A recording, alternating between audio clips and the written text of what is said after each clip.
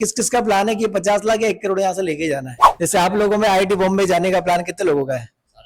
सारे में जाएंगे। अच्छा, कितना करोड़ का पैकेज चाहिए आप लोगों को? कोटा आके सर देखा जाए तो सोशली बहुत ज्यादा मैच्योर हुए हैं। कोटा से और कोटा के बारे में क्या कहना है? कोटा के बारे में बस मरना बंद हो जाए बस। और लास्ट के दिनों में तो आपको रोज ही टेस्ट देना चाहिए। मैं रोज टेस्ट देता था। आपको लगता है सर इन बच्चों में से एक बच्चा या कुछ बच्चे ऐसे होंगे जो 1 करोड़ या 50 लाख तो लेके जाएंगे यहाँ से? मुझे तो पूरा भरोसा है कि एक मंजिल मिले ना मिले ये अलग बात है, पर हम कोशिश भी ना करें ये गलत बात है। दोस्तों, कोशिश करके मंजिल तक पहुंचने वाले जेई मेंस के टॉपर्स हमारे साथ कनेक्ट हो चुके हैं। क्या नाम है आपका? शुभम। कितनी परसेंटाइल बनी? 99.77। अच्छा, तो कैसा लग रहा है? 99 क्रॉस हो गई आपकी। अच्छी लग रही है। कितने घंटे की पढ़ाई वगैरह हो जाती है डेली? डेली की तो मतलब कोचिंग तो चलती थी 6-7 घंटे और फिर सेल्फ स्टडी 6-7 घंटे। ओके, आपका क्या नाम है? गुलाम अब्बास। कितनी परसेंटाइल बनी? 99.42। किस टाइप से पढ़ाई होती थी? पढ़ाई क्या मतलब कोचिंग में जितनी आवर्स होती थी उतनी होती थी, बाकी घर जाने के बाद सबसे पहले जितना होमवर्क मिलता था वो सारा कंप्लीट, उसके बाद जितना रिवाइज हो सकता उतना ज़्यादा रिवाइज। टोटल कोचिंग के अलावा 7-8 घंटे से ऊपर ही चलता था। ठीक है, आपका नाम? प्रियांशु। कितनी परसेंटाइल? 99.57। अच्छा, तो डेली रूटीन जो है वो किस प्रकार से रहता था? कब उठना, कब सोना, कब पढ़ना, कब खाना पीना, स्टेप्स वगैरह? और डेली उठना और सोना तो मतलब डिपेंड करता था किस टाइम सो रहे हैं। किसी होमवर्क ज्यादा है तो उस दिन कम देर सो गए और उस दिन फिर थोड़ा लेट उठना हो जाता था, लेकिन वही 8 ओ क्लॉक तक हमें उठना हो जाता था। और कोचिंग्स तो रहती थी, उसके अराउंड 7 to 8 आवर्स की स्टडी रहती थी। ओके, क्या नाम है आपका? हर्षित जैन। कितनी परसेंटाइल? 99.4।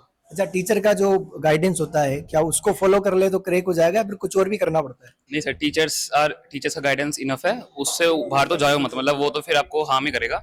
मतलब जो जो टीचर्स ने बताया था वही करा है मैंने तो, और उससे आया है।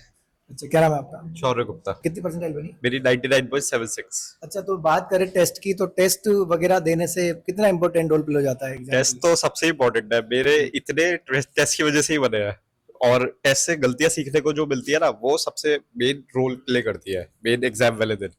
टाइम मैनेजमेंट, बाकी जैसे टेस्ट और लास्ट के दिनों में तो आपको रोज ही टेस्ट देना चाहिए। मैं रोज टेस्ट देता था, और मार्क्स अगर कम भी आते हैं टेस्ट पे, मैं हुआ एग्जाम्पल, मेरे मार्क्स कम भी आते थे टेस्ट वगैरह में, लेकिन गलतियों से सीखनी है कि गलतियां क्या थी मेरे टेस्ट पे। हाँ, वो सब। क्या नाम है आपका? रमेश जायसवाल। मतलब कितने परसेंटाइल बनी? 99.48। जो स्टडी मटेरियल कोचिंग में मिल जाता है वो सफिशिएंट है जेई मेंस के नजरिए से? जेई मेंस के नजरिए से आप कोई भी कोचिंग का कोई भी मटेरियल उठाओ, पीडब्ल्यू का मैं स्पेसिफिकली बात करूं तो मटेरियल पूरा लगता है मुझे तो। और अगर जेई मेंस में जैसे सिलेबस कंप्लीशन ज्यादा इंपॉर्टेंट है तो फिर आप कोई भी चैप्टर उठाओ और सारे के सारे चैप्टरों के जितना मटेरियल आपको मिला करो। कहाँ से हो आप? मैं यही कहूँ, कोटा से ही हो? जी। तो कोटा से और कोटा के बारे में क्या कहना है? कोटा के बारे में बस मरना बंद हो जाए बस। क्या नाम है आपका? क्या नाम है? दीप्तनय सरकार। अच्छा, कितनी परसेंटाइल बनी? 99.83। कहाँ से हो आप? मैं झारखंड से हूँ, धनबाद। कोटा में कब से हो? कोटा में अराउंड 7-8 महीने हो गए। तो ये जो 7-8 महीने का एक्सपीरियंस है कोटा के नजरिए से, ये क्या क्या कहता है?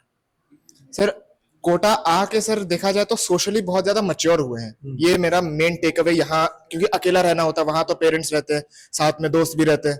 तो उससे क्या होता है कि जैसे मैं ऐसा कहता हूँ कि मैं जहाँ रहा धनबाद में, वहां मैं 6 साल से हूँ और यहाँ मैं 7 महीने हूँ। तो मैं धनबाद जितना नहीं जानता 6 साल रह के, उससे ज्यादा मैं कोटा पहचानता हूँ 7 महीने में। तो ये थोड़ा सा मतलब सोशली ज्यादा मैच्योर होना, थोड़ा सा वही। जेई के नजरिए से जूनियर्स को क्या मैसेज रहेगा? जेई के नजरिए सर अगर मैं मेंस की बात करूं तो मेंस के लिए मोस्टली सिलेबस कंप्लीशन, और सिलेबस कंप्लीशन के बाद डेली टेस्ट और रिवीजन, वही टेस्ट के थ्रू, क्वेश्चंस के थ्रू रिवीजन होता रहता है। क्योंकि थियरी वाइज या कंसेप्चुअल वाइज जेई मेंस बहुत टफ नहीं पूछने वाला, वो फंसाएगा, कैलकुलेशन में फंसाएगा। तो इसीलिए टेस्ट ज्यादा इंपॉर्टेंट है, क्योंकि वहां वो गलतियां पता चलती है कि हमारे कैलकुलेशन मिस्टेक हो रही है, कि सिली मिस्टेक्स हो रही है, कुछ क्वेश्चन पढ़ने में गलतियां हो गई, वहां पे फंसता है स्टूडेंट जेई मेंस में। क्या नाम है आपका? रामेंद्र। कितनी परसेंटाइल बनी? 99.6।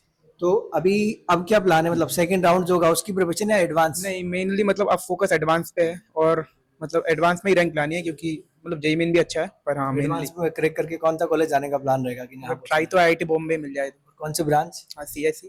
अच्छा, आप लोग ओके। जैसे आप लोगों में आईआईटी बॉम्बे जाने का प्लान कितने लोगों का है? सारे में जाएंगे। कौन सी ब्रांच भी लेने की कोशिश रहेगी? सीएस, सबको सीएस लेनी है। अच्छा, कितना करोड़ का पैकेज चाहिए आप लोगों को?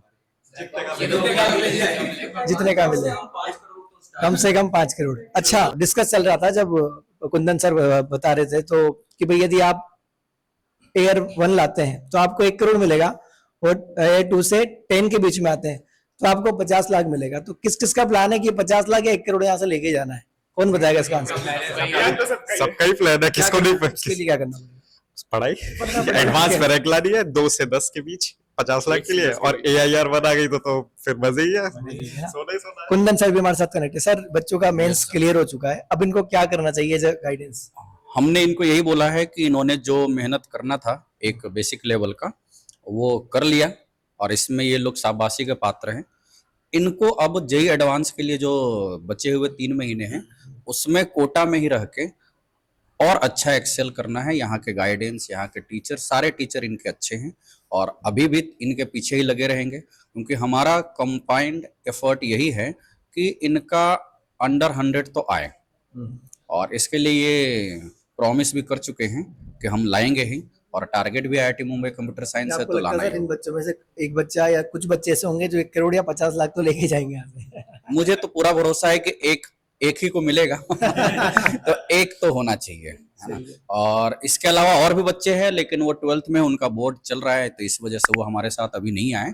ये ड्रॉपर बैच के हैं तो इनके पास पॉजिटिव ये है कि इनके पास पूरा 3 महीना एडवांस के लिए है। उनके पास जो 12th के हैं भले वो अच्छा स्कोर किए भी हैं लेकिन उनके पास 1 महीना बोर्ड चला जाएगा, तो इनके पास गोल्डन अपॉर्चुनिटी है उनसे लीड लेने का और उस रैंक को एक्वायर करने का जिसके लिए ये इच्छा रखते हैं। Thank you sir. Thank you. एक फोटो लेते हैं आप लोगों के साथ, है ना?